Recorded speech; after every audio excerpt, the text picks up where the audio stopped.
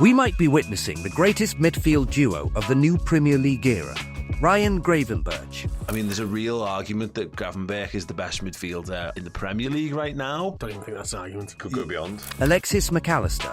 He's a magnificent footballer. You can see the calmness and how much he's improved. He's obviously played with world-class players at Argentina, and he's now become one of the most important players at Liverpool. Individually, they were decent at Liverpool, but as a duo, they've become the most terrifying force in Premier League midfields right now.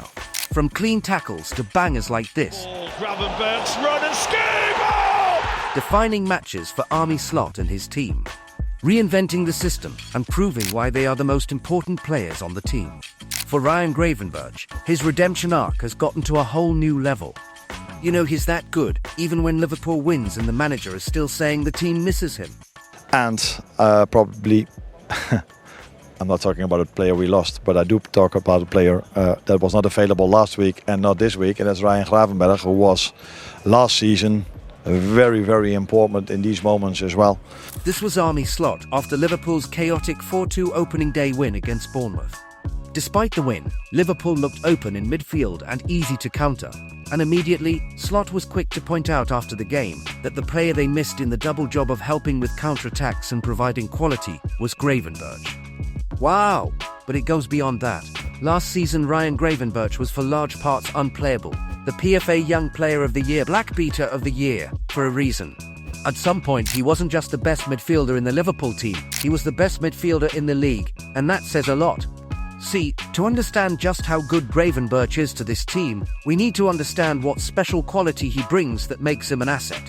And this is a special quality Ryan has, that he can turn away from his man, that he is one of the few holding midfielders, pivots, the way you are call it in this country, that can create an overload by a dribble. According to Arne Slot, Gravenberch is one of the few midfielders in the world who can create an overload with a dribble. It might seem like a pretty normal stat, but in the context of that Liverpool team and how they play, it's huge. Last season, Gravenberch played mainly as a 6.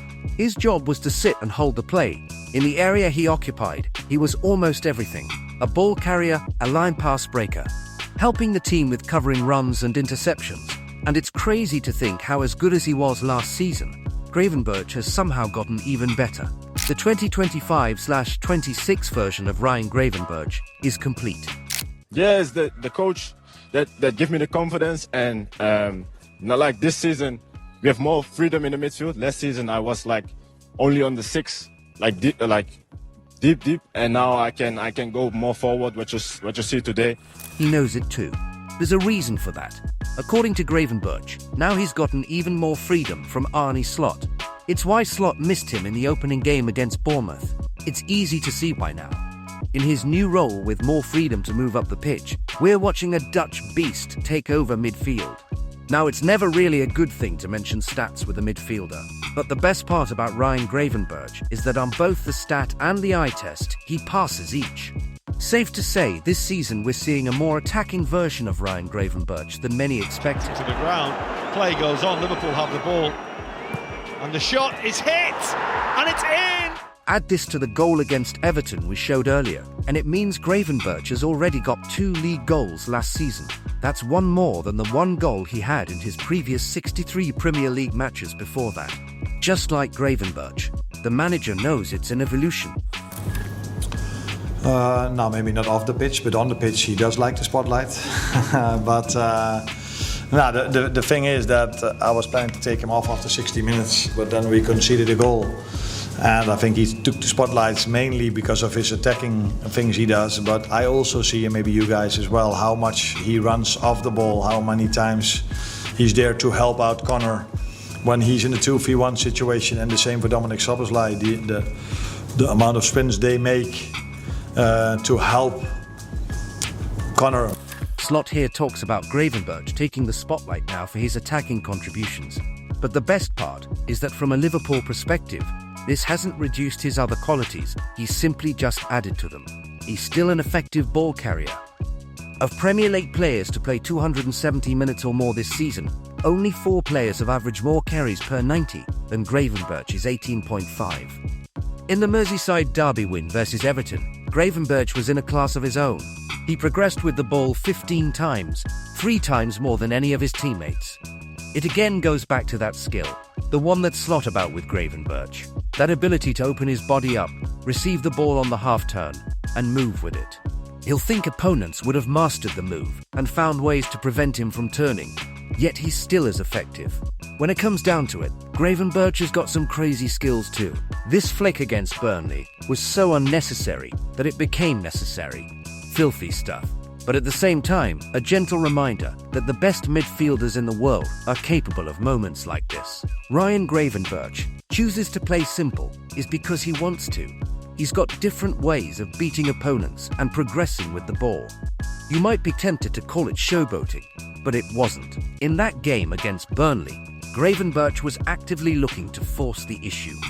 He created the second most chances with 4, had the second most touches with 110, and had the most passes into the final third with 37 successful passes out of 40 attempts. By the time all of this adds up, it's almost mind-blowing. Gravenberch is still a 6, but he's no longer just a 6. I think this is the evolution of a team. You constantly try to do different things. You try to keep what's really good, but yeah, other teams try to adjust to us as well. So we need to constantly evolve. Is that the right word? Evolve. And apart from that, we have different players now than we had last year. It's again down to Arne Slot's tactical tweak for the new season. New players mean the existing ones have to adjust, to adapt, to reinvent themselves. Gravenberch still plays as a 6, but now has the license to roam as an 8. He's averaging more touches and carries per 90 than he did from last season. And yes, as of recording this, he's only played 4 out of the 5 league games for Liverpool. But the early indicators look really good. He's shooting more. That's something we didn't really think he had in his locker, the ability to make those runs from midfield. As soon as the ball gets to Salah, Gravenberch would previously hold his position. Now he's anticipating attaching moves, the way he anticipates interceptions as well. There's no doubt that if he can keep this form up, we will be seeing a scarier version of the player we saw last season. But this video isn't about Gravenberch alone. His partner in midfield is an underrated genius. He's been, up until Christmas, I thought he was the best player in the Premier League. And yet he had a drop-off. Then McAllister came into form. And McAllister he's a footballer's footballer. He is absolutely terrific. He does everything on a football pitch. There's actually so much truth in this. Ryan Gravenberch was Liverpool's best midfielder, particularly at the start of last season. But if we were to base this on the entire campaign, then it's Alexis McAllister. So what makes Alexis McAllister that good then? To start with, it's how versatile he is. This was the verdict at Brighton. These kind of players, genuinely, you don't get too many of them. He's an absolutely perfect attacking midfielder. He played mainly as a number 10. Combine that with his World Cup exploits for Argentina in 2022, and Alexis McAllister was already getting shout-outs as one of the best attacking midfielders in the league. It's funny thinking of how McAllister got the shout-out as an attacking midfielder, and yet ever since he came to Liverpool, he's played in different roles. I remember at the beginning, we didn't have a 6, so I had to start the season with playing as a 6. Where do you like to play? What's your favourite role? It's hard for me to say it, but I like to be in the middle. If I'm in contact with the ball, then I'm happy. Yeah. Here, McAllister talks about starting his Liverpool career as a number 6. This was at a time when Liverpool still needed a defensive midfielder. McAllister took on the role and eventually learned on the job. Looking back at it now, that learning curve was very important for Alexis McAllister, because under Arne Slot, he's a combination of his best abilities in 3 different roles. The player that I would maybe play at all 3 positions in the midfield because he's so comfortable in all these 3 positions. I think I saw quite a lot of him at Brighton. I think he is now in the moment our midfielder plays a bit in between, so Ryan is almost always the deepest. Dom or Curtis are playing a bit higher, and then he's in between, and it depends on how dominant we are if he is there. Just like it did with Ryan Gravenberch, Arne Slot's system has brought the best of Alexis McAllister. On paper, it looks like he's one of the 2 holding midfielders alongside Ryan Gravenberch, but in reality, Arne Slot explains here that McAllister plays in the middle of the middle. He's just ahead of Ryan Gravenberch. just behind the cam in either Florian Wirtz, Dominic Szoboszlai, or Curtis Jones. Honestly, it's his best position too, because it brings out his best side of his game. He always wants to touch the ball, because when he's on it, he can make things happen. Alexis Mac Allister can pick a pass, but at the same time, when he's on the ball, he can score bangers and important goals in big games. It makes him an all-around threat. Add this to the fact that he's always hungry to win the ball back, and he's the perfect midfielder. A combination of skills, goals, and an insane work rate. He's again criminally underrated. If the Premier League had a separate award for the best midfielders in the league category, it would have gone to Mac Allister. Get this. On top of the goals and cracking assists he had last season, Mac Allister won the most tackles for Liverpool in the league with 60. As of April, when Liverpool eventually clinched the league title last season, only Mohamed Salah created more shot-creating actions with 165 than Mac Allister's 163. 10 goals and assists, creating chances and adding tackles to his game. Now this season, it's been a tricky one for Mac Allister, and that's because Slot in general hasn't used the same midfield trio from last season that made it work. But Mac Allister knows it's just a matter of time before it all starts to click. Yeah, maybe on this one we brought many players that are really good and have the quality to play here, so I think everyone is really pleased with the transfer window. It really is crazy, looking at how these two have become the best midfield duo in the Premier League. The inventions that happened by accident. If it had all gone according to plan, we wouldn't even be making this video. At the start of last season, Liverpool wanted a tempo-controlling midfielder, a proper number 6. It's no secret that the club was heavily linked to Arsenal's Martin Zubimendi, who was still at Real Sociedad at the time. In the end, he rejected Liverpool's offer, and Arne Slot turned what was supposed to be a problem into a double solution. Why spend money on getting a 6 when he could combine 2 midfielders into the position? Slot decided to play Gravenberch in the holding midfield role. He became a revelation. He played him alongside Alexis McAllister. What this did was give McAllister the freedom to truly control the game, because he knew Gravenberch behind him almost always never lost the ball. That was Liverpool's secret to winning the league last season. It's the secret to still maintaining control at the top of the league. Yes, Mohamed Salah's 47 goal contributions were insane, but it was these two.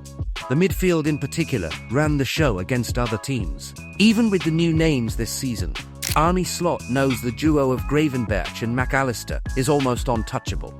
It's like deja vu. Last season, Gravenberch started the season like a man on a mission. When he did dip a bit, Alexis Mac Allister took over. This season, Gravenberch has again started like a man with a point to prove. He's added goals to his game now. Alexis Mac Allister is still understanding the attacking players in front of him, and when it clicks, it's going to be deadly. It's the new Liverpool era now. Think of the best teams in the world, both in recent years and in times past. Barcelona, Pedri and Frankie de Jong, Roy Keane and Paul Scholes, Steven Gerrard and Xabi Alonso. The point is, the best teams always have that midfield duo, sometimes trio, that makes the team tick. It's what Liverpool have in this Gravenberch and Mac Allister combo. Two technically gifted players who turned makeshift roles into a redefining position. The job for Liverpool and Arne Slot now is to become even better than they were last season. They want to win again, win in the league and the Champions League. You can bet that these two will play a big part in Liverpool's road to success now. What do you think about the Gravenberch and Mac Allister combo? Should we have made it a trio instead? Or does Dominic Szoboszlai's changing roles this season mean it's these two we will see as constants in midfield? Let us know in the comments below, and don't forget to hit that subscribe button to Matchday Moments for more videos like this.